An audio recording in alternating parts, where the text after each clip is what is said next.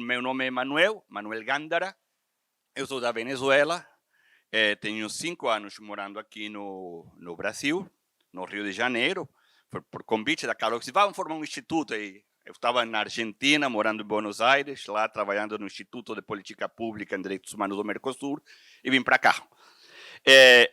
Eu gosto de fazer uma piada que não é só piada, que digo, eu não sou jurista, eu não me formei em Direito. Eu tenho a vida toda trabalhando em Direitos Humanos, dando aulas de Direitos Humanos, mas nunca estudei Direito, nem Direito, nem Direito. Não estudei. Então eu digo que eu não tenho esse problema.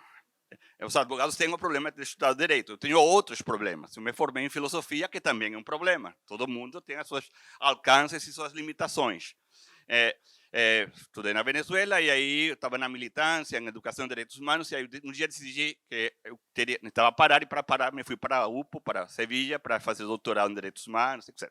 Não vou falar muito mais. Só que então a minha entrada nos direitos humanos é a partir da militância e tentando juntar militância com o trabalho acadêmico. Essa é um pouco a minha linha. E concretamente no pensamento crítico em direitos humanos, tá? Como dizia antes, a ideia agora, esse é o primeiro encontro já mais temático, é um pouco conversar sobre o que é isso de pensamento crítico, para amanhã, então, avançar pensamento crítico em direitos humanos. Hoje já vamos começar, de alguma maneira, a falar sobre. E, então, também falar amanhã sobre essa relação pensamento crítico, cultura e direitos humanos. Eu vou dialogar muito com a proposta do próprio Herrera sobre cultura. Já a Carol apresentou que para ele não existe cultura como uma essência, como uma coisa, vocês já sabem, mas ele fala mais de processos culturais para dar conta da dinamicidade, da historicidade desses processos também. Mas amanhã a gente vai entrar mais nesse canto. Agora, o que queremos é assim, o marco geral, imagine, vai ser quase que uma caricatura, um desenho, esse pensamento crítico. E aí, eu sempre, já só para vocês entenderem, eu não falo tanto de teoria crítica quanto de pensamento crítico. E é uma escolha concreta. Por quê? Porque quando a gente fala de teoria crítica, tem pessoas que acham que está falando de uma teoria. E, na verdade, não estamos falando de uma teoria, estamos falando de uma perspectiva teórica. Incluso, podemos dizer, de um horizonte teórico. De um horizonte no qual confluem distintas correntes de pensamento. E eu gosto de identificar o aire de família, o ar de família dessas correntes de pensamento. Assim, aproveitar, sim, claro, sei lá, o aporte dos que são mais reconhecidos como fazendo a teoria crítica, que é o Horkheimer, o Adorno, Marcuse, etc., com o Centro de Pesquisa Social da Universidade de Frankfurt, pós-marxistas, com todo um desafio sobre repensar, fazer a crítica ao marxismo, etc. Mas eu gosto muito do trabalho deles, mas eu não quero ficar só falando deles. Eu acho que temos muita produção teórica crítica na América Latina, que a gente também tem que aproveitar. Todo o aporte da teoria crítica da raça, todo o aporte do pensamento decolonial, todo o aporte dos feminismos. Então, eu acho que, por isso eu falo de pensamento crítico, para dar conta dessa diversidade. E não estamos falando de tradições de pensamento que sejam iguais. Eles têm debate entre eles também. Não concordam nas coisas. Mas tem alguns elementos em comum que eu gostaria de tentar apresentar para vocês hoje. Então, por isso, estou falando mais de pensamento crítico e não da teoria crítica, mas já comecei a falar sobre o que queria falar, já colocando alguma coisa. E dizendo que quando eu estou trazendo esses autores, não são homogêneos ao interno deles, sei lá, nos feminismos, olha o debate que tem, incluso um debate imenso entre as feministas liberais, as feministas decoloniais, etc. Não são correntes de pensamento homogêneas. Então, é importante dar conta dessas tensões, dessas diversidades também. Agora, eu sei que vocês são pessoas muito sérias, mas eu não sou tanto. Então, eu vou começar a fala hoje tentando trazer para vocês uma piada. Tá? Desculpem o abuso. Mas eu gostaria de começar perguntando para você. Quem já sabe o jogo, por favor, não saboteie. O que você está vendo aí? O que vocês olham aí? Dois dantas que? Atravessando uma estrada. Uma danta e um filhote atravessando uma estrada. Alguém vê alguma outra coisa? Que não ultrapassa tal. Não? O problema é ultrapassar a estrada da danta. Tudo bem? Mais alguma coisa?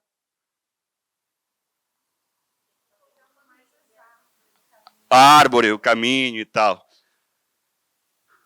Aí eu vou fazer uma pergunta para vocês. São duas dantas atravessando a estrada ou é uma estrada atravessando o hábitat das dantas? Olha como mudar o olhar muda tudo. Claro, porque nossa lógica muito assim da cidade, do desenvolvimentismo, da produtividade, da modernidade, pensamos, o normal é a estrada. O novo para nós são as dantas. O exótico para nós são as dantas. Mas olha, o que me interessa aqui é identificar como mudar a perspectiva de análise muda tudo. Porque aí já o problema não é que a danta se atravessou.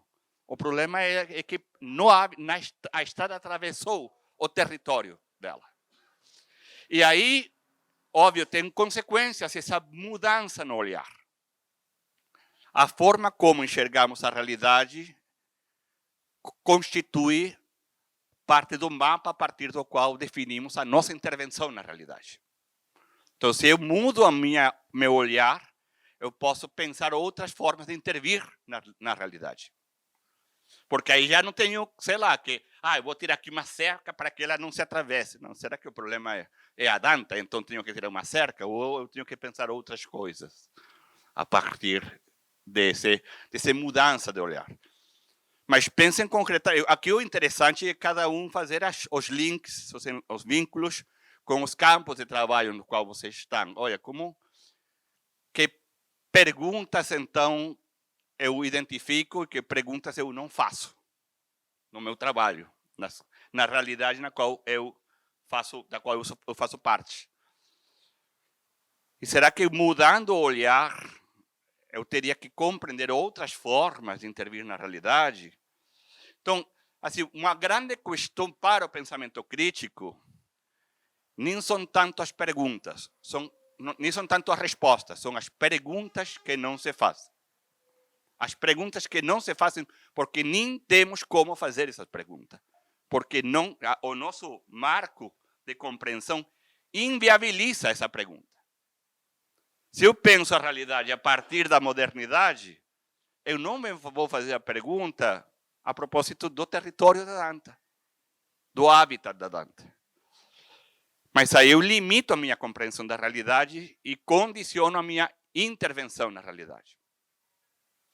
O difícil é que temos perguntas que não nos fazemos. E o que temos que nos perguntar é por que não nos fazemos essas perguntas. E a pergunta mais incômoda, que perguntas eu não estou fazendo? E por quê? E é só com uma danta e uma estrada. Imagine o que fazer e o que se perguntar no âmbito, sei lá, da cultura, do acompanhamento de grupos, da criação cultural, da luta por direitos, da luta antirracista, entendeu? Tem aí todo um incômodo. Na verdade, eu acho que a coisa é essa. Vamos reconhecer o nosso incômodo. A gente não veio para cá para ficar cômodo, veio para cá para tentar... o incômodo, o que será que eu não estou vendo? O que será que está ficando fora da minha compreensão? E por que algumas coisas ficam fora? E aí eu acho que é uma outra diferença importante. Não são coisas invisíveis. São coisas invisibilizadas. Foram feitas para não ser vistas. Foram colocadas para não ser vistas. Tem corpos que são colocados para não ser vistos, que não entram no debate público nunca. Tem territórios que não aparecem. Então, essa é assim como uma porta, uma janela de entrada nesse debate. O mundo é Canadá, Estados Unidos, Europa, e Japão, o Japão e Austrália e Nova Zelândia. O mundo. Esse é o mundo. A comunidade internacional. Isso mesmo. Por exemplo, olhar a partir daí, e então, quais são os outros olhares sobre isso. Não, incluso isso. Na África tem tal coisa. Na África onde, querido? Porque a África são um monte de países, sabe? Então, como é que é a África? Não, aí você define na Europa por países, mas na África fala da África, como se fosse uma coisa só, tudo igual, tudo junto. Aí não diferencia, sei lá, a África árabe, da África subsaariana, da Sudáfrica. Então, homogeneizamos a realidade para a nossa compreensão, mas, na verdade, estamos invisibilizando a maior parte da realidade. Bom, eu vou fazer uma segunda brincadeira com vocês. Eu sou venezuelano, já eu falei isso, mas eu não vi de Caracas para o Rio de avião, vi de ônibus. Mentira, mas o conto funciona para o que eu quero fazer. Então, eu saí de Caracas, éramos 30 pessoas no ônibus. Tem que ouvir. Por favor, agora eu vou pedir para vocês ouvir. 30 pessoas no ônibus. Saiu de Caracas, só que ele deu a volta, ele foi primeiro para Bogotá. Em Bogotá desceram 5 pessoas e subiram 4. Vão ouvindo, tá? Em Bogotá desceram 5, subiram 4. Não pode anotar, só tem que ouvir, tá? Ouvir. É um conto, tem que ouvir o conto. De Bogotá foi para Quito, no Equador. Em Quito desceram 2 pessoas e subiram 6. E aí continuou o ônibus. Na fronteira de Quito, os militares pararam o ônibus, fizeram descer mais 7 pessoas, que não tinham documento. Aí o ônibus continuou. O ônibus chegou em Lima. Em Lima não desceu ninguém, mas subiram 6 pessoas. Continuou o ônibus e chegou em Santiago de Chile. Em Santiago de Chile, desceram 2 e subiram 2. E aí continuou o ônibus, foi para Buenos Aires. Em Buenos Aires, iam um monte de venezuelanos, desceram quase todos, desceram 11 pessoas e subiram 3. Aí continuou o ônibus de Buenos Aires, foi para Brasília. Em Brasília desceram 3 e subiram 4. E chegamos no Rio. Tá? Esse é o conto. Tá? Esse é o conto. Agora, a partir de um conto, eu vou fazer uma pergunta. Tá? Quantas vezes parou o ônibus? Como não? Por quê? Por que você fez essa pergunta e não... Eu não disse que essa era a pergunta, eu só contei, eu conto.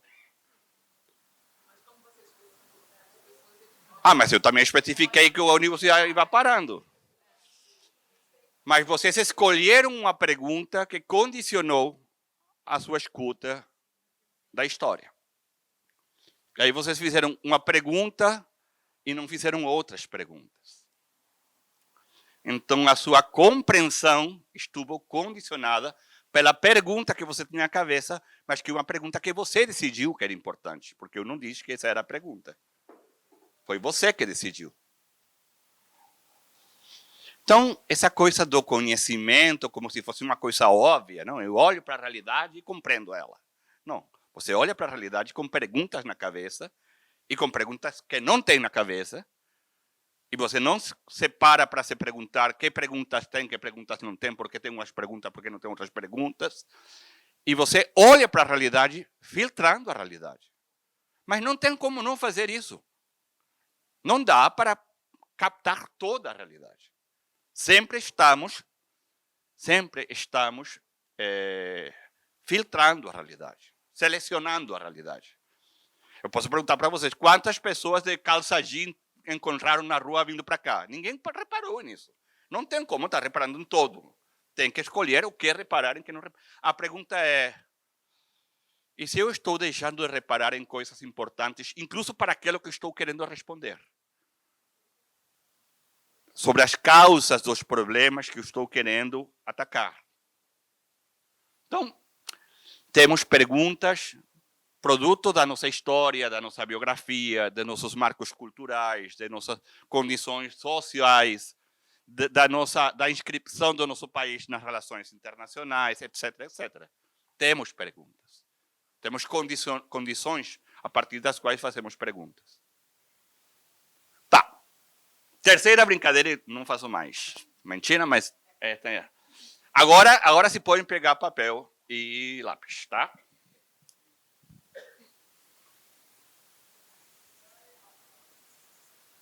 Quem já saiba também o jogo, por favor.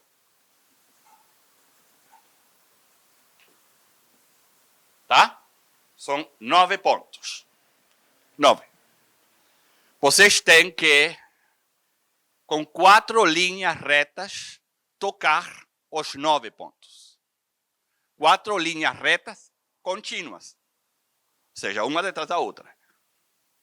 Não pode levantar o lápis. 4 linhas retas que toquem nos 9 pontos. A ver. 4 linhas retas que toquem nos 9 pontinhos. 4 linhas retas contínuas, repito.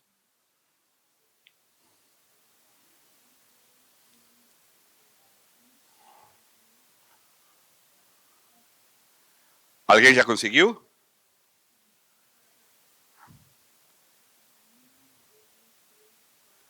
Uma resposta? Ou qual é o problema? Está sobrando um ponto? 4 linhas retas contínuas que toquem os 9 pontos. Está sobrando um ponto. Tá, o que fazemos com ele? Eu vou dar uma proposta de resposta. Não é a única, mas é uma possibilidade, tá? Vamos ver. 1, 2, 3 e 4.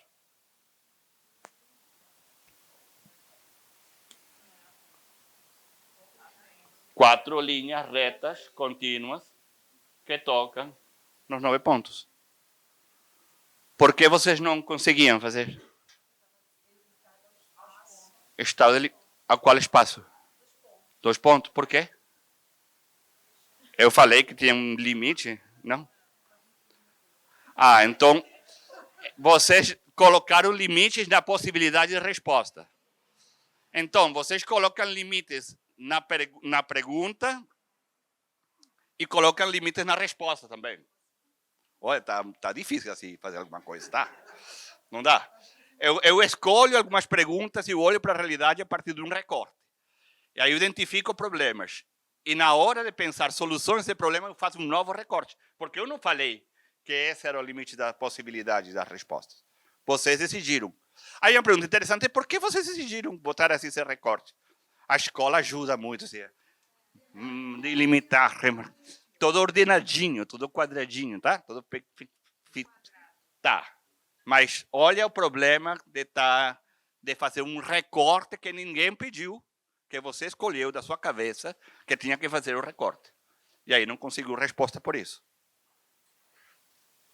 Então, se filtrarmos a realidade com algumas perguntas que não fazemos e filtrarmos a possibilidade de resposta, o que fica claro é que a nossa forma de conhecer precisa ser problematizada. Precisa ser questão. E aí eu gosto quando o Boaventura de Sousa Santos, que é um autor que não sei se já todos e todas ouviram falar dele, um sociólogo português, o Boaventura diz que a primeira tarefa do pensamento crítico é a crítica do próprio pensamento. É colocar em crítica, fazer questão da minha forma de pensar, da minha forma de olhar para a realidade e minha forma de procurar respostas. É a crítica do próprio pensamento. Então, eu vou trazer aqui algumas ideias. A minha pretensão não é dizer o que é pensamento crítico, assim como se fosse um... Não, trazer algumas ideias de outros autores e autoras. Tem um limite esse PowerPoint. É muito homem e não tem quase mulheres. É uma limitação minha, tá? Uma crítica à minha própria forma de construir teoria. Eu peguei toda essa fala de quando eu fiz o doutorado e aí eu não olhei com a amplitude que eu deveria. Mas eu reconheço esse problema, peço desculpas por ele. Mas a minha ideia é trazer essas ideias não para criar um conceito, mas para criar uma caixa de ferramentas. aquilo que o Foucault chama uma caixa de ferramentas que nos ajude a pensar como pensamos. E aí, vocês não precisam anotar, pelo amor de Deus, é uma cita longa demais, eu até uso o PowerPoint só para me lembrar do que eu tenho que falar. Eu posso depois encaminhar pelo e-mail o PowerPoint, tá? Não tem problema, não. Mas eu estou aqui pegando uma citação longa do Louis Vacant, que é um outro sociólogo, porque aí o Louis Vacant vai dizer uma coisa que eu acho muito interessante. No Ocidente, quando pensamos em crítica, pensamos ou na tradição marxista, eu preciso fazer crítica sobre a forma como está organizada a sociedade, uma crítica da estrutura social, uma crítica das relações sociais e como elas se dão, das relações de poder na sociedade. Tá? Essa é uma corrente. E tem outro, não, crítica não é isso. Crítica é, na linha kantiana, crítica sobre as condições de possibilidade do conhecimento. E tem aquela briga, você sabe que os ocidentais gostam de brigar, então não é crítica é marxista, não, crítica é kantiana. E o Vacant vai dizer, por que eu preciso escolher? Eu não tenho que escolher. Eu posso entender a crítica ao mesmo tempo sobre a crítica sobre a estrutura social e também sobre as categorias, os conceitos, as formas de pensar essa estrutura social. E não é pouco importante nos perguntar sobre com que categorias, com que conceitos eu estou tentando fazer a crítica sobre a estrutura social. Porque é óbvio que a crítica da estrutura social é fundamental.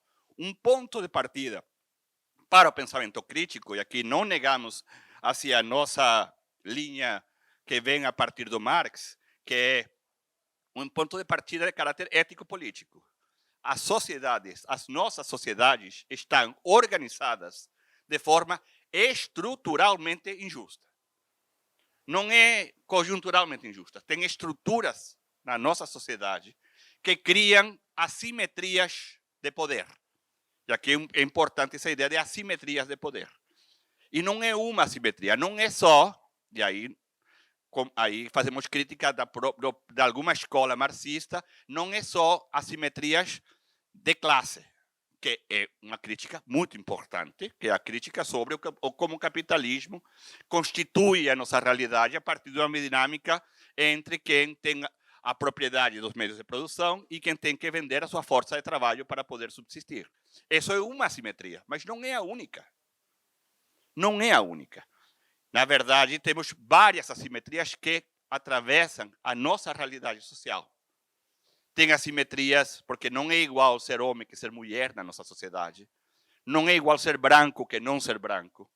Não é igual ser gay que não ser gay, ser heterossexual que não ser heterossexual. Não é igual ser adulto que ser criança ou ser idoso.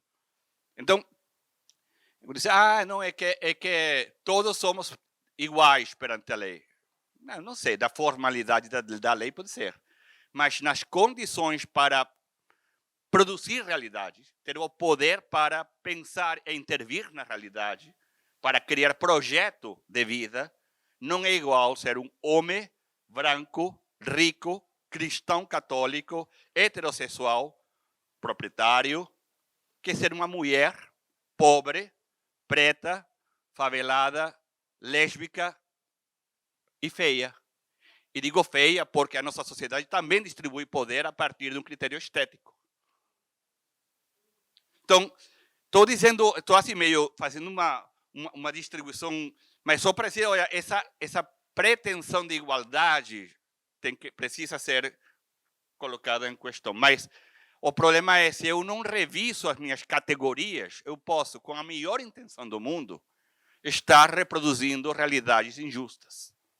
Porque eu não estou confrontando alguns marcos teóricos que não ajudam para transformar essa realidade. Então, por isso, a crítica é, ao mesmo tempo, uma crítica na linha marxista, sim, e na linha kantiana também.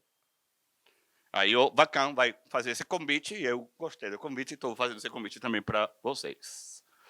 Então, fazendo assim uma grande, quase uma caricatura. Estou reduzindo aqui 5 anos de estudo em 2 linhas, tá? Então, entendam que por efeitos pedagógicos, estou sintetizando muita coisa aqui. A teoria crítica, já desde que o Horkheimer escreveu aquele texto, Teoria Tradicional, Teoria Crítica, que é um texto de referência fundamental, difícil de ler para caramba, mas bom texto, ele já colocava a teoria crítica diante do que ele chamou de teoria tradicional. E assim, fazendo uma reconstrução geral, o que faz a teoria tradicional, dita tradicional? A teoria tradicional, a teoria social tradicional, trata de identificar na organização social, e aqui é importante que o foco está na organização social, e sobretudo que está no funcionamento, porque ela trata de identificar na organização social os elementos que atentam contra o funcionamento de uma sociedade normal. Agora, ninguém se pergunta quem decidiu o que é normal. Quem decide o que é normal, o que não é normal, o que é ser normal, não é normal numa sociedade. E é interessante, o Foucault sempre vai dizer, tá, normal como que parecido à norma, não? Porque, na verdade, a ideia da norma, mais que normar, é normalizar. Ela normaliza uns comportamentos e criminaliza outros comportamentos. Normaliza uns corpos e criminaliza outros corpos.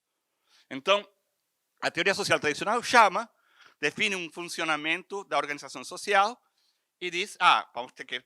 Esse é o funcionamento normal. Pensemos, a sociedade é isso. A sociedade normal é isto. Ou a família normal é isso. Ou o comportamento sexual normal é esse. E tudo que não encaixa aí, o que é? É visto como uma desviação. É interessante incluso as palavras, não? Esse é um desviado, né? O funcionamento sexual desviado. E o que se faz com essa desviação? Você identifica para ajustar, faz ajuste. E como ajusta? O direito, a escola, a religião. Em geral, as instituições funcionam para ajustar as desviações do funcionamento normal. Diante disso, a teoria crítica ou a teoria social crítica entende que o foco tem que estar não no funcionamento, senão na estrutura. Esse é um par categorial tradicional na sociologia, funcionamento e estrutura. Ela vai focar das tensões da estrutura social que determinarão as mutações históricas. Ela entende que é nessas tensões que são possíveis as transformações da realidade. Então, funcionamento, teoria social tradicional foca no funcionamento normal, se preocupa pelas desviações do funcionamento normal, e aí é interessante pensar a cultura está ao serviço do quê? Da legitimação do funcionamento dito normal ou de identificar, visibilizar as tensões na estrutura social para contribuir nesse processo de transformação. E aí os distintos projetos, distintos processos, etc, etc. Estou tentando, assim, os primeiros passos do que é isso de pensamento crítico, teoria crítica e como ela se configura. A ideia de normalidade está normada. E a norma, muitas vezes, vem para sancionar a normalidade, o que é dito de normal. Então, aí é importante começar a nos perguntar, a minha ideia do que é ser pessoa, a minha ideia do que é ser homem, a minha ideia do que é a sociedade, como foi constituída, quais foram os jogos de poder por trás dessa construção toda. Então, incluso, a gente queria aqui fazer uma outra roda, colocar à disposição, mas como achávamos que iam ser 60 pessoas, não cabiam. Mas, incluso, esta distribuição escolar da aula tem a ver com a compreensão de que vocês não têm que falar entre vocês, senão que têm que falar comigo. Ou, melhor, tem que me ouvir. Tá? Então, e aí já tem uma outra compreensão do que é o processo educativo, do que é a troca, do que é... Entendeu? Então, mas, olha, essas são coisas básicas, mas que já colocam uma série de perguntas na cabeça sobre, olha, como é que funciona a coisa e por que funciona como funciona. E por isso, então, vem essa ideia que já a Carol comentou. Então, diante dessa normalidade, essa volta ao normal, agora vamos voltar ao normal, entendeu? Pensar é pensar de outro modo. Porque sair do recorte no qual eu compreendo a realidade. é ajudar a pensar outros olhares sobre essa realidade, juntos e juntas. Então, é identificar o que ela tem de problemático. E aí é interessante, porque quando eu foco, olha, o que não tem, se eu digo que o que é importante é o funcionamento normal, identificar a desviação para fazer o ajuste, o que não aparece aí? Não aparece conflito.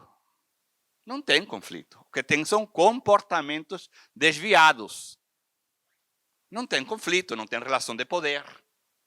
O problema é da pessoa, que um desviado, uma desviada, Mas não aparecem as relações de poder.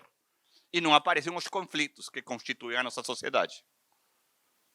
Então, é interessante começar a perceber se determinadas perguntas que eu faço visibiliza ou invisibiliza as relações de poder. Visibiliza ou invisibiliza os corpos, que não aparecem normalmente.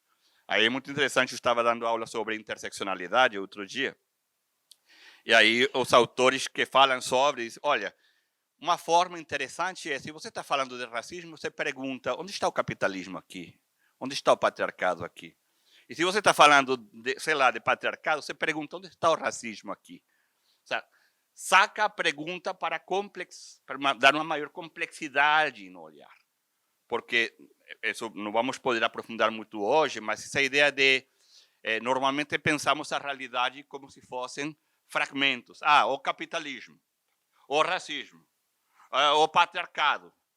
E não identificamos as relações que tem entre eles.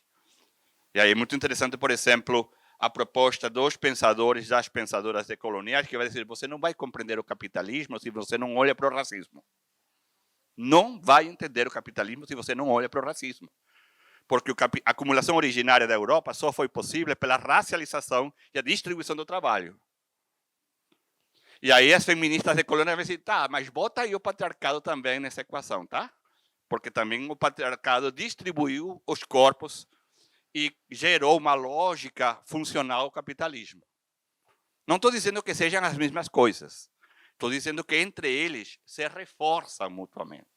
Se constitui uma rede de poder que precisa ser entendida dessa forma, como retroalimentação entre as estruturas de poder. Então, eu vou dizer, eu gostei muito do filme do Lázaro Ramos, Medida Provisória. Mas eu lamentei que ele foi uma decisão dele, eu entendo. Vou trabalhar sobre racismo. Mas o debate sobre o capitalismo entrou assim um pouquinho e saiu de novo. Quando ele decidiu... porque imagina, você tira os pretos e pretas deste país, não tem como suster o capitalismo no Brasil. Não tem. Não tem. Não tem como sustentar. Mas foi uma escolha pedagógica dele para focar no racismo, eu compreendo. Mas vê como não dá para pensar uma coisa assim, misturar não, mas ter um olhar, uma perspectiva de análise que se pergunte sobre essas relações o tempo todo. Pelo menos entre capital, raça e gênero. E quando eu penso no racismo, penso racismo, colonialidade. Estão diretamente vinculados. A permanência colonial ainda hoje.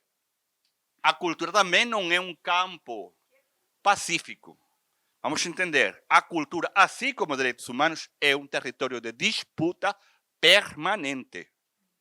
Então, tire a ideia de direitos humanos como uma coisa pacífica. Isso não existe. Essa é uma estratégia do poder apresentar direitos humanos ou cultura como uma coisa homogênea, pacífica, de gente bonzinha. Tá? A pior coisa que está acontecendo é a instrumentalização do discurso de direitos humanos em contra de direitos humanos. E isso e na cultura também. Então amanhã vamos aprofundar nesses debates, tá? Muito resumidamente, a ideia de colonialidade vem a dizer, gente, a colonização nos campos, formais passou. Mas a colonialidade continua. As relações coloniais continuam. Temos relações coloniais, e aí os autores vão falar colonialidade do poder, colonialidade do saber, como as formas, como a academia funciona para reproduzir uma forma colonial de conhecimento. Você escreve um texto em espanhol, ninguém olha para ele. Escreve ele em inglês, todo mundo quer ler. Escreve um texto em espanhol, não vale nada na CAPES. Bota ele em inglês, aí vale não sei quantos pontinhos. É uma forma, um instrumento, e a ideia de dispositivo a partir do qual essa colonialidade... Porque esses países já foram descolonizados. Tá, formalmente, politicamente, passou a colônia. Mas nas relações sociais concretas, não passou. Então, a permanência colonial. Podemos entender colonialidade como a permanência colonial no campo do saber, no campo do poder, no campo do ser, incluso. E tem autores que vão falar também no campo das relações com a natureza. Então, é interessante nos perguntar por essas permanências coloniais. No Brasil tem uma forma interessante de pensar para isso, o complexo de vira-lata. Tá, é uma forma coloquial de falar do colonial. Hoje em dia, boa parte da reprodução colonial está diretamente atrelada aos interesses do capital internacional. Diretamente atrelada. Incluso nas formas como ele se constitui produtor de saber e de poder até hoje. Até porque essa relação entre o capital, o campo dos grupos de poder econômico e os grupos de poder político, cada vez fica mais difícil de separar eles. A gente tem que perceber essas promiscuidades, vamos chamar, entre o econômico e o político na hora de pensar também a intervenção. Essa ideia que estou trazendo aqui, que eu peguei do Robert Cox, eu sempre, quando falo dela, digo que essa é como... Você vê um Matrix, o filme? Essa é a pílula vermelha, tá? Essa é a pílula vermelha. Eu acho. Se a gente compreende que todos os conceitos, todas as teorias, e não só o conceito do livro, sino o que circula na narrativa, nas músicas, nas piadas, na nossa compreensão, é uma produção sociohistórica concreta. Os conceitos, as teorias não vêm, não descem do céu, não saem no mato. Alguém fez ela. E alguém fez ela para alguma coisa. Eu não estou dizendo que esse para alguma coisa seja ruim, necessariamente. Pois para que... ok, tá. Agora, vamos colocar a ideia. Foi feita para alguma coisa, por alguém. Uma pessoa, um grupo, etc. Então, a sua ideia do que você é como pessoa, vamos dizer melhor, a sua ideia do que é ser pessoa, do que é ser mulher preta, ou do que é a sociedade, do que é o Estado, do que é a cultura, do que é o direito, foi feita por alguém e para alguma coisa. Não é um conceito natural, porque os conceitos não são naturais. São construções históricas. E isso ajuda para tomar uma distância sobre os marcos teóricos a partir dos quais eu avalio a realidade, compreendo a realidade. Os conceitos não são reflexo. O problema é que a nossa cultura ainda é muito platônica. Ainda acreditamos nas ideias puras, absolutas, lá no hiperurânio, sei lá onde, tá? Não. E aí então dizemos, não, temos que procurar um cara que compreenda. Compreender é como assim, um cabeção que vai pegar a ideia e vai trazer para a realidade. Não. Os conceitos se construem na própria dinâmica social. Toda teoria, toda compreensão, todo marco teórico é produto da própria realidade, da própria dinâmica social, e é formulado para quê? Para compreender essa dinâmica social. Agora, pode ser formulado para compreender ela, para tentar identificar os conflitos, para tentar transformar, ou pode ser criado, essa teoria, esse conceito, essa categoria, para justificar e legitimar o statu quo. E aí é importante, então, eu sempre me perguntar, essa teoria foi feita em qual marco? Qual foi o debate que produziu esse conceito? Quais eram os interesses por trás? Os conceitos têm história. Foram criados em um contexto histórico concreto, a partir de um debate concreto, por pessoas com interesses concretos. E depois também tem uma história de transformação. Eu vou colocar um exemplo. O conceito que a gente repete sem muita crítica. A governabilidade. Governabilidade, porque é importante, então, criar governabilidade. Gente, o conceito de governabilidade foi criado a partir do consenso de Washington, Por quê? Porque os americanos entenderam, bom, Huntington e o grupo que eles contrataram para fazer essa análise, que os países estavam democráticos demais, tá? Estava virando uma bagunça, porque essa pessoa tem demasiada demanda democrática. Então, vamos fazer o quê? Vamos criar condições de governabilidade. Ou seja, os selvagens têm que ser governáveis. Como? Tá, então vamos produzir uma lógica de governabilidade que vai ter dois partidos fortes. E vai ter um que se diga de centro-esquerda, que nunca vai ser muito centro-esquerda, e um que se diga de centro-direita, que sim vai ser de centro-direita. Aí você pensa, o primeiro país que assumiu essa lógica foi a Espanha, e aí tem o PP e o PSOE, os socialistas e os conservadores. Mas em toda a América Latina, essa foi a proposta. Dois partidos, só que, claro, essa proposta agora está em crise. Agora estão aparecendo novos partidos, novas propostas. Já nem tem centro-direita, tem extrema-direita para o caralho. E então fica muito mais complicada a coisa. E essa mistura entre partido e movimento, tem o partido se perguntando como seria esse diálogo com o movimento social, etc. Mas toda essa construção que a gente assumiu, pensemos, PCdoB, PMdoB, não sei o que, tá? O PT, foi pensada para nos governar. Porque o que acontece? Tem centro-esquerda, tem centro-direita, mas eles são igualzinhos na hora de dizer, é dentro do capitalismo. Ninguém confronta os marcos do capitalismo como sistema. É centro-esquerda, mas dentro do capitalismo. E até do neoliberalismo, tá? Ou centro-direita, mas, claro. Então, muita diversidade, mas todo igual. E uma proposta de governabilidade. E a gente vai, repete o conceito e nem sabe de onde ele vem. Toda a teoria é feita por alguém. A gente vai, amanhã, vai dar um passinho a mais e vai acertar toda a teoria. Também as teorias sobre direitos humanos. Também as teorias sobre cultura. Só tem teoria sobre cultura, que vocês conhecem muito melhor do que eu, que praticamente cultura é aquilo que se expõe nos museus, não? Uma coisa estática, parada no tempo, que representa os interesses de determinadas classes, etc., etc., que visibiliza determinados corpos, que identificam os territórios como territórios de cultura e territórios que não são de cultura, tá? Então, essa diferença é importante de identificar. Então, vou passar aqui alguma coisa rapidinho. Bom, aqui o Carlinho, só para trazer ele.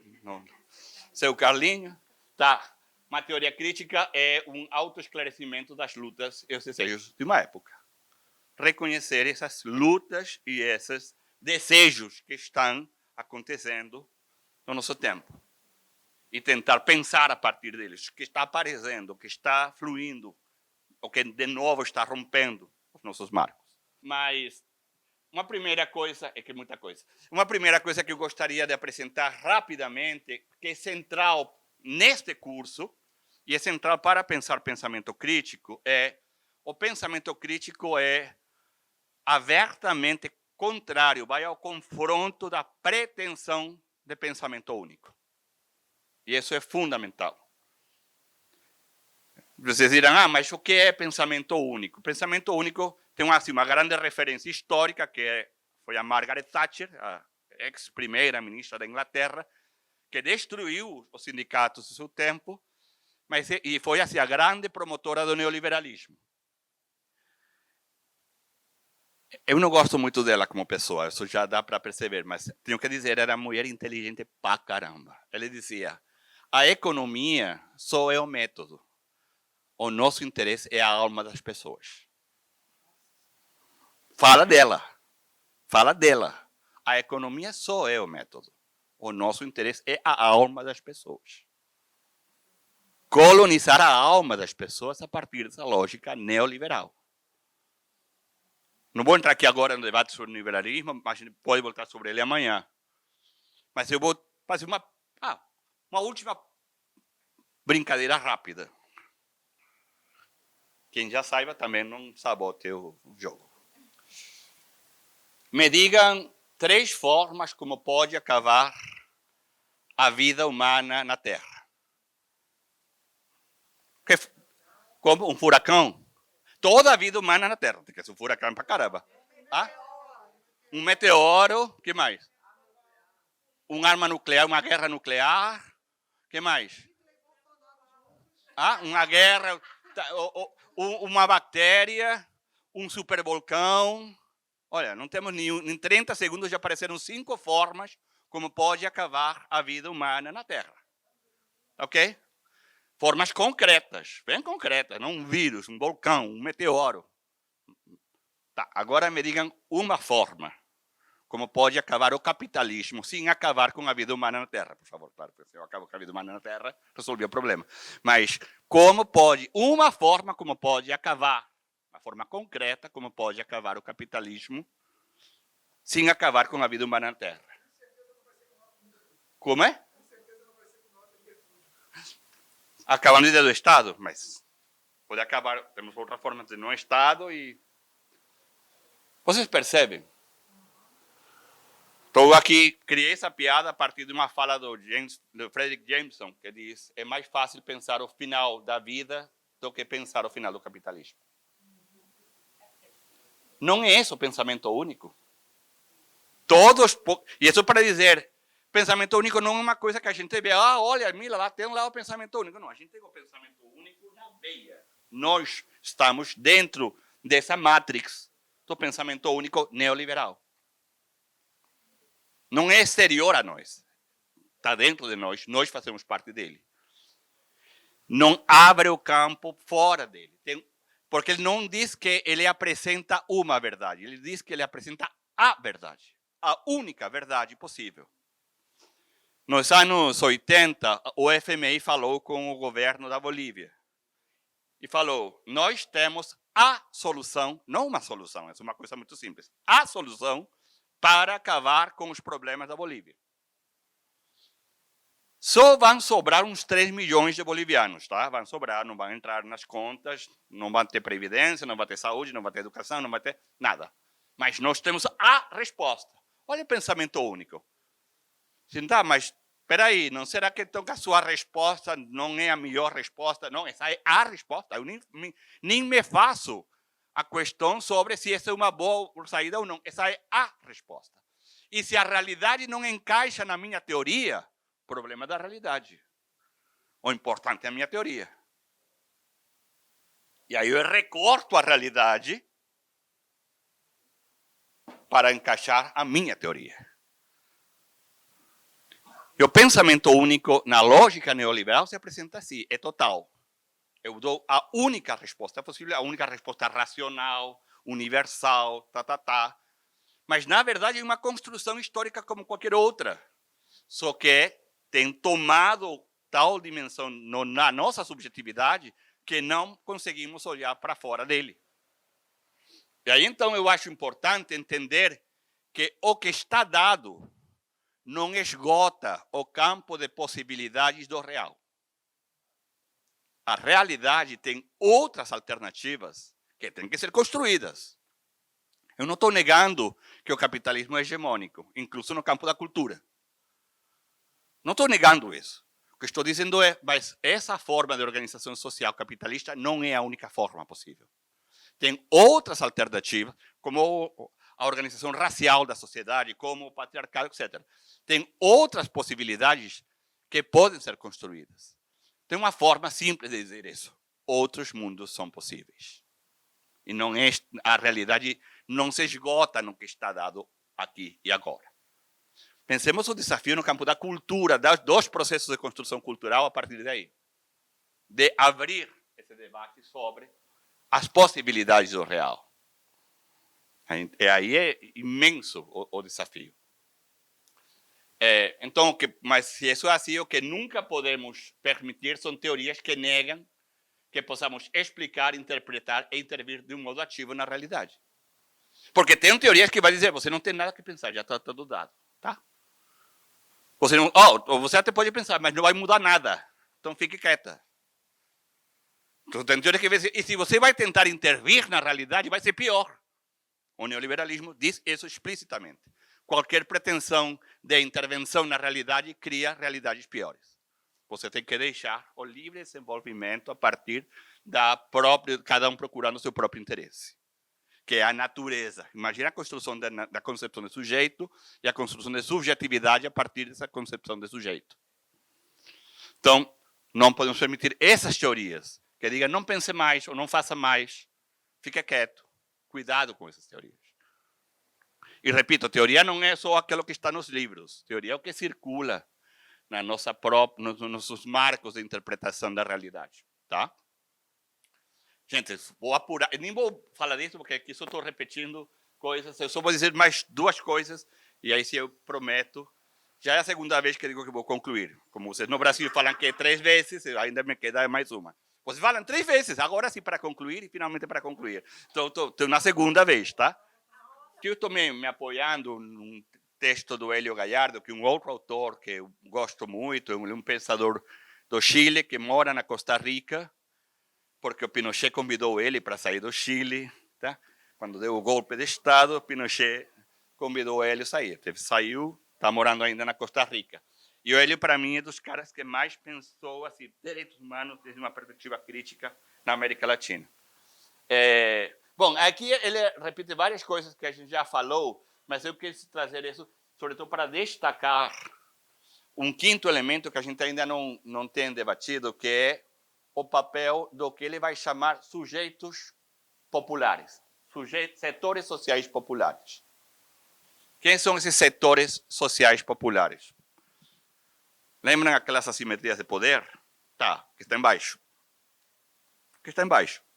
São as mulheres nas relações de gênero, são os pretos nas relações raciais, os indígenas nas relações raciais, são os homossexuais no campo da heteronormatividade. Então, aqueles que têm necessidade de que a realidade mude. E ele está dizendo que é importante reconhecer esses sujeitos, esses grupos, esses coletivos, não só como sujeitos políticos, sino também como sujeitos epistêmicos. O que quer dizer? Aí tem produção de conhecimento.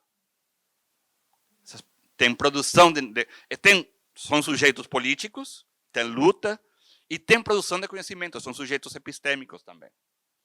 E eu estou dizendo isso porque muitas vezes, pelo menos na academia, mas eu acho que não só na academia, a relação com sujeitos sociais populares é uma relação muito vertical. Eu vou te dizer o que você tem que fazer.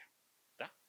Ou eu vou te promover, inclusive tem na Venezuela, muito esquerda, mas falam, vamos descer uma oficina. Como é isso que você vai descer uma oficina? Ou seja, olha a ideia, tem um conhecimento aqui em cima e vou descer a oficina para sujeitos que estão lá embaixo. Tá? O discurso demonstra muita coisa também. Não? A linguagem é um bom fator de arqueologia, a linguagem, para identificar. Mas então, e aí uma boa pergunta, no campo da criação cultural. Qual é o lugar desses sujeitos sociais populares? No campo das lutas por direitos, qual é o lugar desses sujeitos? Qual é o território que eles ocupam no campo da produção do saber também? Então, não para dizer, e aqui tem todo um debate que no Brasil tem sido dado muito fortemente, não para dizer que só eles têm a verdade. Porque não é fascismo, não é assim, falou um sujeito social popular, é isso. Não. Não, porque agora eles têm não só uma palavra, tem uma construção de conhecimento e nós precisamos compreender um diálogo de saberes, então essa produção de conhecimento não pode ser deixada de lado. Porque isso seria uma forma de reprodução da colonialidade do poder e do saber. E não são sujeitos homogêneos. O debate, por exemplo, que as mulheres pretas trouxeram no campo do feminismo. Desculpa, mas essa agenda feminista liberal é a agenda das mulheres brancas de classe média. Não é necessariamente a agenda das mulheres da favela, que tem outras preocupações. Eu gostei muito, por sair um pouco do caso do Brasil, eu morei 4 anos em Sevilha, no sul da Espanha. E aí tem muita troca com o povo marroquino, saharaui, do Sahara. E as mulheres saharauis falavam com as acadêmicas feministas da Espanha, dizendo, sabe o que, querida? Para nós, ter filhos é uma luta política, é uma necessidade política. Vão compreender que nosso povo foi esvaziado e nós necessitamos repovoar o Sahara como uma escolha política. Para você, uma grande demanda é a pílula. Para mim, é ter filho. Eu não estou dizendo nem que uma esteja certa e outra errada. São contextos distintos, demandas distintas em corpos e territórios distintos. O que não pode ser é que a mulher de classe média branca europeia vai dizer o que as mulheres marroquinas ou as mulheres saharauis têm que fazer. Porque aí, então, não estamos dando conta da diversidade ao interior do grupo. O problema é quando... essa é a agenda das mulheres. Não, desculpa, é a agenda das mulheres brancas de classe média, sei lá, dos Estados Unidos, da Europa, tá, mas não é a agenda de todas as mulheres. Porque tem outras mulheres, tem outros corpos, em outros territórios, com outras subjetividades. Então, essa ideia forte do Hélio que eu queria trazer. E aí, para avançar nessa caixa de ferramentas. Não estou dando conceito nenhum, estou dizendo alguns debates que eu acho, algumas reflexões que eu acho que ajudam para esse pensar fora da caixinha, não? Para colocar outras perguntas na hora de ouvir o conto sobre o ônibus, por exemplo. Tá? O Herrera vai dizer que temos, desde o pensamento crítico, temos pelo menos 3 compromissos. Que o primeiro compromisso seria desenterrar contínua e permanentemente o que fica esquecido. Que, na verdade, não é que fica esquecido, é que foi posto para ser esquecido. Foi ocultado, foi invisibilizado. Foi posto para não ser visto. Então, a pergunta, porque dado que sempre fazemos uma seleção, toda a construção teórica faz seleções. Não tem como dar conta de todo. Tá, a pergunta é, mas o que eu estou deixando fora? E não será que isso que eu estou deixando fora deveria vir para o centro? E não será que eu não estou dando conta da realidade, tipo o FMI com os bolivianos? Não? Só vão sobrar 3 milhões de bolivianos. Querido, então tua teoria não funciona. Entendeu? Você volta a pensar na coisa, porque não dá. Mas como a pergunta ajuda na medida em que não deixa em paz. Isso não é uma coisa confortável. Porque o que está dizendo é, você tem sempre que se perguntar o que está ficando de fora. Que corpos estão ficando de fora? Que realidades estão ficando de fora? Óbvio, a gente não vai ter uma resposta imediata, mas essa inquietação permanente ajuda a voltar a perguntar, assim, a ampliar o marco. Vou trazer um exemplo. Quando as mulheres, de novo na Europa, quando as mulheres brancas de classe média conquistaram o acesso ao mercado de trabalho, conseguiram ter acesso ao trabalho. Isso foi uma conquista, claro que foi uma conquista. Não dá para negar que foi uma conquista do movimento de mulheres. Só que o que não se percebeu, que demoramos muito para perceber, é que essas mulheres saíram dos hogares e essas funções dela nas casas, as funções do cuidado, foram ocupadas por outras mulheres, geralmente latino-americanas e africanas, pobres, que trabalharam sem direitos trabalhistas. Então, estou dizendo, olha como uma conquista gera uma nova realidade que gera novas vítimas. E não percebemos esse movimento. Ficamos maravilhados com a conquista das mulheres do mercado de trabalho. E aí toda a teoria feminista sobre o grande avanço. Beleza, foi um grande avanço. Não dá para negar isso. Não temos por que negar isso. O bom é saber reconhecer essas tensões. Tem avanços? Tem. E tem, ao mesmo tempo, problemas criados com esses avanços. Outros problemas. Então, como estar sempre nós perguntando, mas o que mudou? E quem está... porque aí o cuidado é feito por alguém. Mas naturalizamos, como esses corpos, como esses sujeitos sociais populares não eram identificados como sujeitos nem políticos, nem epistêmicos, a pergunta não aparecia. A pergunta não aparecia, sequer a pergunta. E aí, é claro, se ninguém olha, também não tem resposta estatal para isso, porque não tem demanda. Aí é muito interessante, uma amiga nossa lá em Sevilha, a pastora, que é uma advogada cigana, o trabalho de dissertação dela, no mestrado lá de Direitos Humanos, a hipótese dela é que não podem ser reconhecidos os direitos das mulheres trabalhadoras migrantes, porque se o sistema reconhece esses direitos, colapsa. O sistema se mantém pelo não reconhecimento de direitos, pela exploração. Mas não é qualquer exploração, porque a exploração, aí tem um caso claríssimo de interseccionalidade de mulheres pobres, migrantes, racializadas, sem direitos trabalhistas. Então, olha como tem que dar conta dessa complexidade, cria um desafio imenso, incluso para nós mesmos. Porque, repito, com a melhor intenção em processos de transformação social, podemos estar criando novas realidades com outras vítimas. Então, e não é que você é culpado. Não, tá. Vamos reconhecer a contingência. As nossas construções históricas são contingentes, não são absolutas. São contingentes, é concreto. E aí já isso se mistura com toda a construção da subjetividade, com a precarização da economia digital, etc, etc. E um segundo compromisso é estabelecer modos constantes de relações e vínculos. Era aquilo que eu falei. Não pensar o capitalismo aqui, assim, não, olha, será que isso está relacionado? Como isso se relaciona? Será que ajudaria a entender se eu criasse uma pergunta que articulasse mais os sistemas de poder? Porque aí a tragédia em cima é que, mientras os sistemas de poder se reforçam entre eles, os grupos que lutam contra essas estruturas de poder só brigam entre eles, entendeu? Então tem assim, os sindicalistas que não reconhecem a luta das mulheres, as lutas das mulheres que não reconhecem a luta LGBT, a luta LGBT que não reconhece a luta antirracista. E aí estão uns brigando com os outros, mientras que os sistemas de poder estão se reforçando o tempo todo entre eles. É um novo desafio. Eu sei que estou trazendo só mais problemas, eu sei, mas, bom, quem que os fala? E um terceiro compromisso é assinalar cursos alternativos de ação social, que, claro, mas não é um curso, não é um pensamento que vai dizer, tem que fazer isto, tá? Não, porque o que vai ter que ser feito não vai sair da cabeça de um intelectual no seu escritório. Não é assim.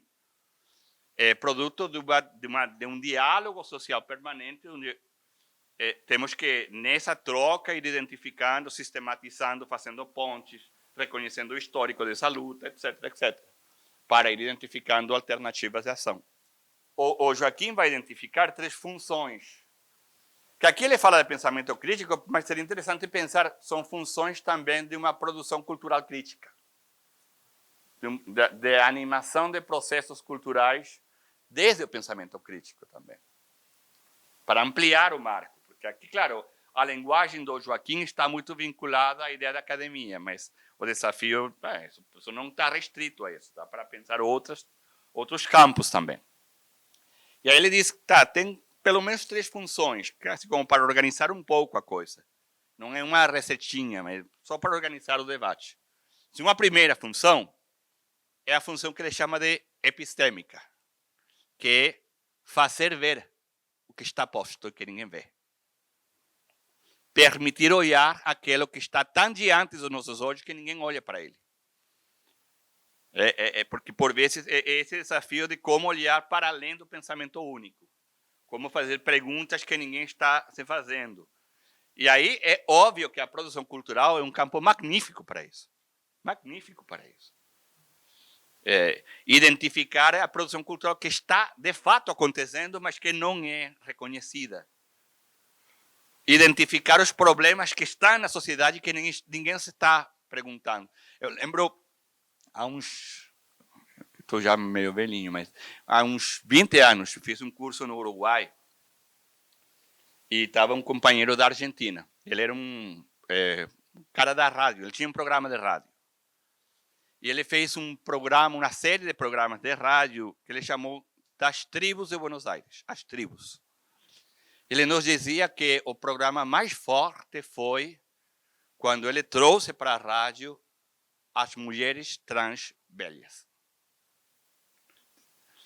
Uma coisa que ninguém... Velhas, assim, idosas. Desculpem, eu faço por vezes conceitos, misturo espanhol com... eu crio uma nova língua, não? Uma nova língua mistura do português e do espanhol. Desculpem, obrigado pela correção. Mulheres trans idosas. Era um território, uns corpos, uns coletivos que ninguém estava olhando para essa realidade. Incluso porque, Bom, já conhecemos a própria dinâmica de exclusão capitalista, patriarcal, também muitas vezes coloca essas mulheres em determinados ofícios. E aí, o que acontece com essas mulheres quando ficam idosas? E quais são as políticas públicas para atender essa realidade? Olha, eu fiquei assim, merda, eu nunca pensei nisso. Eu nunca tinha pensado qual vai ser a vida de uma mulher trans quando fica idosa. Eu acho que um debate que aos poucos vai entrando na nossa sociedade, mas que ainda está muito, muito, muito invisível. Invisível. E não é pouca realidade. Outro dia eu conheci o Amiel, que se chama, que é o presidente da organização de pessoas intersexuais do Brasil. E o Amiel falava sobre, incluso quantitativamente, qual comum é a realidade da intersexualidade. Eu não sabia que a porcentagem era muito maior do que eu achava. Mas por que eu não sabia isso? Porque esse não é um dado que circula na sociedade. Porque essa é uma realidade, porque são uns corpos que ninguém olha para eles, como se não existissem. Negamos incluso a possibilidade de existência, porque essa é a estratégia do poder. O poder, o Foucault vai dizer, o poder tem várias formas de organizar a coisa. Primeiro, nega a realidade, nega, isso não existe. Não, esses corpos não existem. Ou, se já não dá para seguir negando, nega a possibilidade de falar sobre. Aí não tem discurso, não tem teoria, não tem conceito, não tem narrativa, não tem para falar sobre essa realidade. E se já não tem como evitar a construção da fala, proíbe. Primeiro, nega a existência. Segundo, nega a possibilidade da narrativa sobre essa realidade. Ou, em terceiro lugar, proíbe. E a gente já conhece como tem realidades que fazem as três coisas na nossa sociedade. São estratégias do poder diante daquilo desviante. Lembra? A ideia de desviação. Então, essa primeira função que é visibilizar, função epistêmica, fazer. Mas é interessante, então, como eles não são produtivos, são uma carga, são entendidos como carga, ou eles são reapropriados na lógica do capital. E aí tem, então, por exemplo, alguns programas de banco que ligam para o idoso e está. A gente te dá, sei lá, 7 mil reais por mês, mas você deixa já a sua casa no nosso banco. E aí, quando você morre, a sua casa passa para nós. Esses programas existem, essas ligações já existem na Espanha, existe, etc. Entendeu? Você é um idoso, você não tem eles já conhecem, não? Você não tem filho, então você não tem para quem deixar a sua propriedade, mas você ainda tem que viver com dignidade, não? Tá, então a gente vai te dar 5 mil reais, 4 mil reais por mês, até que você morra. E quando você morre, a sua casa passa para o banco. Olha que bonzinhos, tá? Então, é a forma como o próprio capital reinterpreta essa realidade, por exemplo, dos idosos e das idosas. Totalmente. Não, estou dizendo, só reconhece eles a partir da possibilidade de se apropriar e de acumular capital. Só a partir daí. Só a partir daí. Então, a primeira função é visibilizar, que é fazer visível o que está aí colocado e que ninguém está olhando. Uma segunda função, ele vai chamar uma função ética, que vai dizer que é desestabilizar. E aí eu acho que é interessantíssimo o campo da cultura, para desestabilizar. Por exemplo, desestabilizando os discursos que legitimam o status quo. Tem discurso que vem dizer, não, mas tá tudo ok, deixa aí. Então, esses discursos que legitimam precisam ser desestabilizados. Identificar as contradições, as insuficiências. Identificar o que esses discursos estão produzindo como realidade social. Então, uma função do pensamento crítico é essa desestabilização da realidade, do status quo, da assimetria de poder, entre outras coisas, desestabilizando as narrativas que legitimam essa realidade. Não vou fazer agora, mas amanhã podemos fazer um exercício concretamente com alguns discursos de direitos humanos, que é importante desestabilizar, porque legitima uma realidade concreta, reproduzem, contribuem com a reprodução de uma realidade que precisa mudar. Então, não é que o indígena ele não gosta de trabalhar. Um discurso que está colocado. A gente precisa desestabilizar essas construções. Como é que é? Quem falou isso? De onde vem essa realidade? É que as mulheres são menos inteligentes do que os homens, sabe? Você não sabia? É por isso que a coisa é assim, por isso que ela não tem lugares de poder. É porque são menos inteligentes. Ou as mulheres pretas suportam mais dor que as mulheres brancas. E aí, incluso, já tem pesquisa da Fiocruz dizendo como as mulheres pretas recebem menos analgésicos do que as mulheres brancas. Por quê? Porque elas têm mais suporte, elas suportam melhor a dor. Olha a necessidade de visibilizar. Vocês sabiam isso? Vocês sabiam? Isso é uma pesquisa da Fiocruz. Que recebem, de fato, menos calmantes as mulheres pretas que as mulheres brancas. Porque o suposto é que elas têm maior resistência diante da dor. A violência obstétrica, etc, etc. Então, desestabilizar é uma segunda função. E uma terceira função, que é a função de transformar, que é a função política, que é contribuir nesse processo de transformação social. A partir de, repito, não de dizer o que tem que ser feito. Aí eu gosto muito da ideia do Boa, que não precisamos mais intelectuais de vanguarda, não? Aquela ideia da vanguarda, que vai dizer o que tem que fazer o povo. Não. É um intelectual que caminha junto, que está dialogando, que está ajudando a sistematizar, a pensar, a criar perguntas, a fazer pontes com outras lutas, etc. Estou com isto na mão, mas eu não sei se isso funciona. É mais o tempo longe aqui. Tá. Então, essa função política é também uma função central. Então, é importante pensar os processos de transformação social, qual é os processos culturais que estão nesses processos de transformação social e a função que eles estão cumprindo de legitimação ou de desestabilização, se estão ajudando a ver ou ajudando a não ver. E aí, inclusive, eu tenho muita coisa nova aparecendo, estou lendo algumas coisas sobre, como essa saturação de informação que a gente tem agora nas redes sociais. Você pode passar o dia todo só olhando o Facebook, enchendo assim, a cabeça de vídeo, de textinho, de meme, e aí outro vídeo, e outro textinho, e outro joguinho, outro bailecinho e tal. E aí passa o dia todo nisso. Uma saturação que não é só um assunto que você não está se formando. Não, o problema é que isso tem uma função também com uma saturação neuronal. Incluso. Isso tem um efeito também na sua própria configuração psíquica. E aí, então, já estão tendo pesquisa sobre a recorrência de pessoas que ficam deprimidas, pessoas que, diante dessa saturação informativa também. Porque é informação que não leva para nenhum lado, não diz para fazer nada. Você só tem que consumir. Consumir. Então, é interessante começar a identificar também, porque a realidade das redes sociais ainda é muito nova. Tem pouca pesquisa que diga, olha, mas o que está por trás, o que está produzindo. Tem alguns autores, se alguém se interessa com isso, eu recomendo concretamente dois. Não são precisamente, são europeus. Um é o Byung-Chul Han, que é um autor sul-coreano, que mora em Berlim. É um cara que tem pensado diretamente o tema da construção de subjetividade no neoliberalismo.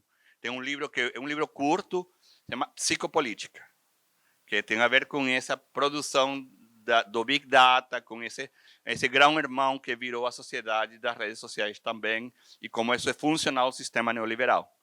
E tem um outro autor com outra pegada distinta do Byung-Chul Han, que é o Franco Berardi, o Bifo, que está pensando diretamente esse assunto da poluição psíquica a partir das redes sociais. Muito, muito interessante. Ele está, sobretudo, a partir de Spinoza. Ele é um autor spinoziano que está, a partir do Spinoza, criando essa proposta. Muito, muito. Bifo. O autor é Bifo. O livro que estou lendo agora é Futurabilidade, porque ele diz a criação de possibilidades no futuro. É o que ele está pensando. A ideia com tudo isto é reconhecer, sim, que a produção de conhecimento, que a ideia de pensamento crítico é uma tarefa de produção de conhecimento, não como uma elite intelectual, mas sim claramente com uma orientação de caráter político. E aí eu vou fechar com aquilo que começamos, porque isso vai ser muito claro. É uma produção posicionada diante dessas assimetrias de poder para tentar mudar essas assimetrias de poder. E aí tem que dizer, mas então se não é neutral, não é conhecimento válido. Desculpa, mas não tem conhecimento neutral. Nenhum conhecimento é neutral. Nenhum projeto educativo é neutral, nenhum. E se dizer neutral não é mais do que uma tentativa de não ser confrontado nos seus pressupostos teóricos, políticos, metodológicos. Você quer ocultar os seus pressupostos para que eles não sejam confrontados. Por isso, uma tarefa do pensamento crítico é fazer um striptease teórico. Dizer, olha, eu falo desde aqui. Você pode me confrontar. Confrontar não só o que eu estou falando, senão também desde onde estou falando. Qual é o meu pressuposto político, teórico, metodológico. E em termos assim, absolutamente tradicionais, isso é o que faz um conhecimento ser conhecimento rigorosamente científico, que é se expor ao confronto. É o processo de falsação de Popper. O cara mais liberado que o Popper não vai ter. Mas o Popper dizia que o conhecimento válido é um conhecimento falseável.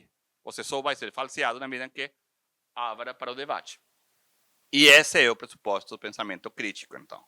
Reconhecer sua preocupação de caráter política e se colocar na tentativa de contribuir com a transformação social, deslegitimando os discursos justificadores do status quo e visibilizando as situações de assimetrias de poder para tentar mudar essa realidade para a construção de sociedades mais justas.